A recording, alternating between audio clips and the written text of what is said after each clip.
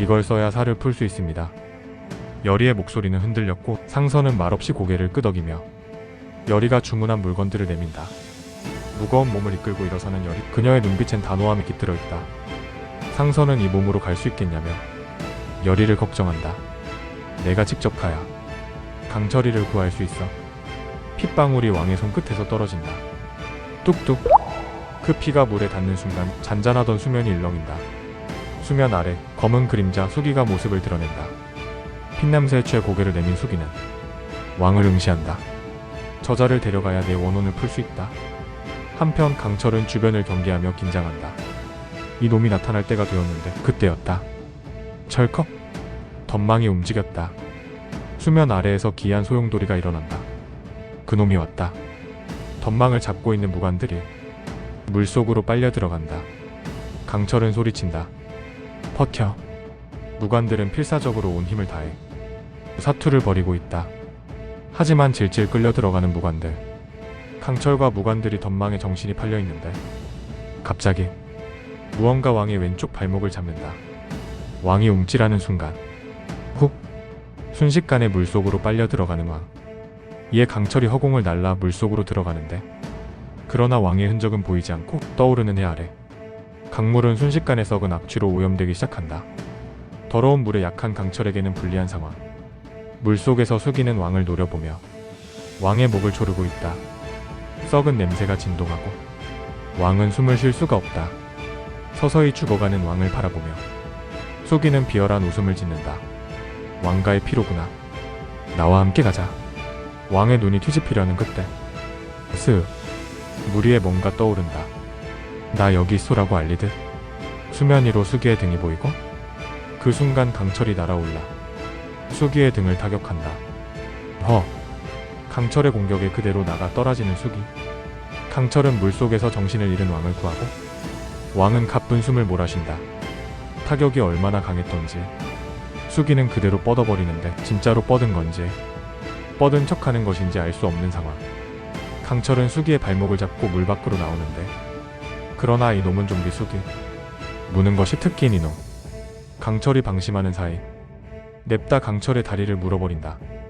벌써 몇 번을 물리는 건지 강철은 아프지만 악명 높은 신인지라 이를 악물며 고통을 참는다. 이어 썩은 물이 강철의 주위에 퍼지고 시야가 흐려진다. 정신이 혼미해져 발목에 붙은 수기놈을 떼버리지도 못하고 그대로 주저앉아버리는 강철.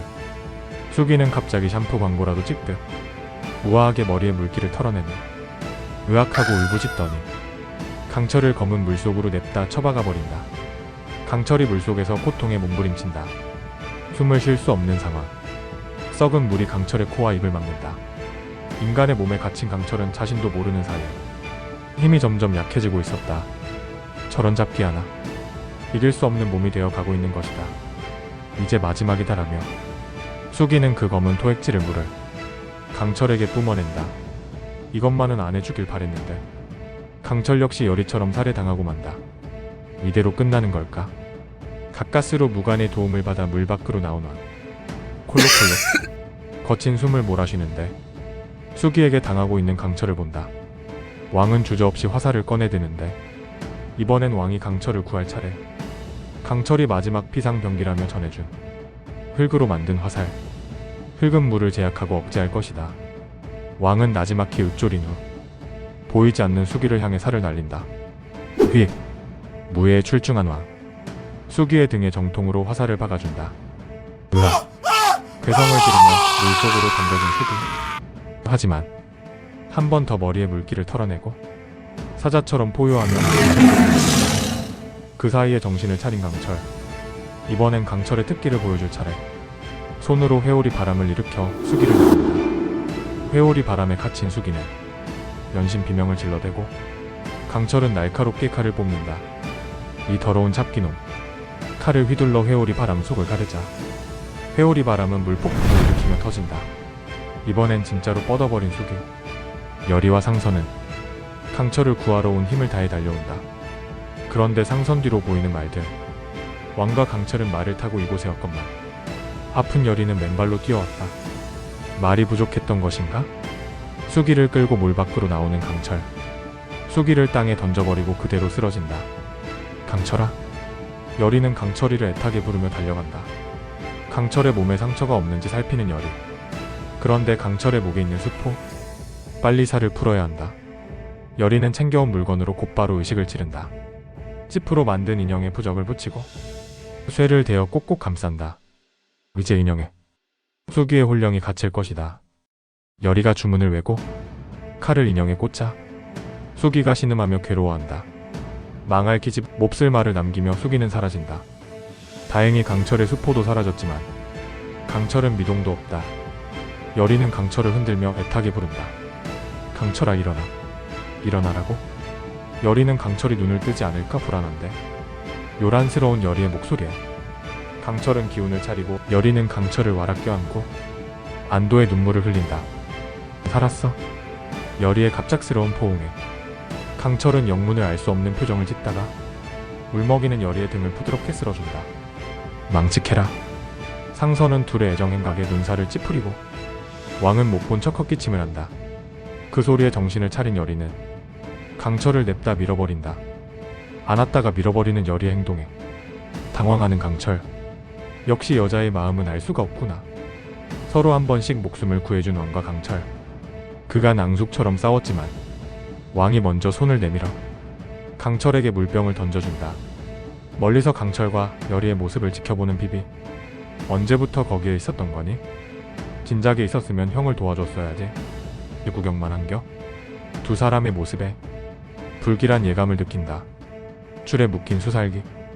두 사람은 수기를 취조하기 시작한다. 너에게 시킨 자가 누구냐? 탑하지 않는 수기. 여리는 물기 없는 땅 속에 묻어버리겠다고 협박하고 강철은 거친 공격을 이어가지만 꿈쩍도 하지 않는다. 무슨 원혼이 있길래 립을 탔고 있는가? 여리는 수기의 소원을 들어주겠다 말한다. 여리의 말에 놈의 눈이 번뜩인다. 내 소원? 이어 자신의 소원을 들어주면 모든 걸 얘기해주겠다고 한다. 수기는 과거 외거노비 막돌로 물난리로 죽은 영혼이다. 딸에게 자신의 유해를 돌려주기를 원하고 있었다. 이에 어리는 유해를 가지고 딸을 찾는데 딸은 막돌의 유해를 안고 통곡을 한다. 딸에게 할 말이 있다며 여리의 몸을 빌려달라고 하는 수기.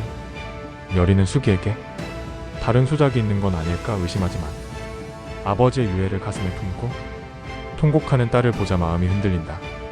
강철은 여리의 몸은 자신의 것이라며 몸을 함부로 내어주지 말라며 반대한다. 강철은 혼주를 내주겠다며 수기의 멱살을 잡는데 수기는 입을 열지 않겠다고 패장을 부린다. 패째. 갑자기 귀요미 모드로 변한 수기.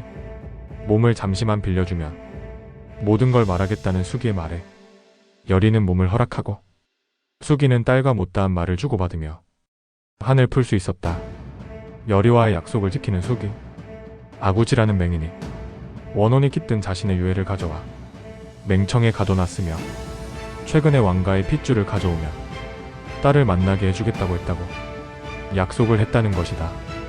순간 여리는 원자의 몸에 빙의했던 팔척귀가 말했던 아구지라는 말을 기억해낸다. 맹인 아구지? 그 자가 팔척귀의 단서이다. 그 자는 누구일까? 아구지가 풍산이라면 풍산은 도대체 무슨 이유로 팔척귀를 돕고 있는 것인가? 아구지의 정체가 빨리 드러나길 원하시면 구독을 강하게 눌러주세요. 여리에게 힘이 됩니다.